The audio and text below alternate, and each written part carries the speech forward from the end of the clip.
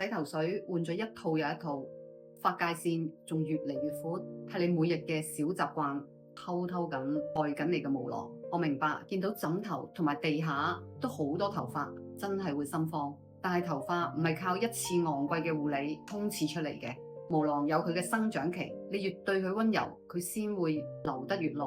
改咗呢啲無意中嘅傷害，毛囊仲可以好好呼吸。第一，洗頭水要睇成分，避開洗頭水入邊嘅極靈成分，唔好搞到毛囊塞住。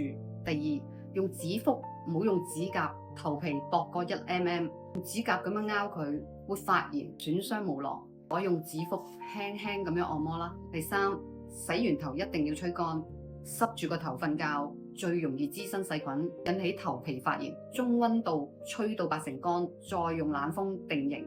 第四，濕嘅時候毛囊啲鱗片張開咗，最容易斷。吹乾咗之後，用闊齒嘅梳由尾嗰度慢慢梳翻向上面。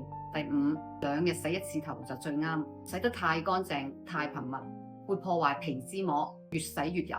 第六，唔好綁得太緊，長時間紮馬尾會拉傷髮際線，換個鬆啲嘅橡筋保護你嘅額頭。第七，每餐食夠自己1個手掌再多啲嘅肉，缺鐵或者減肥節食，毛囊最快缺糧。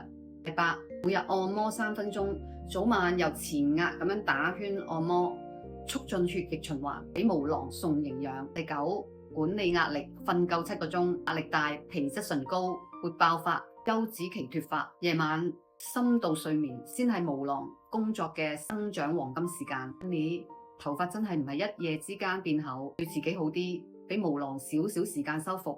養好頭髮唔使使冤枉錢，由身邊微細嘅事做起。我整理咗一份養髮防脫清單，留言333，我 send 俾你。記得 share 俾身邊同樣有甩髮煩惱嘅 Honey，大家一齊將頭髮養得濃濃密密啦，同 Dion 一齊滋養身心。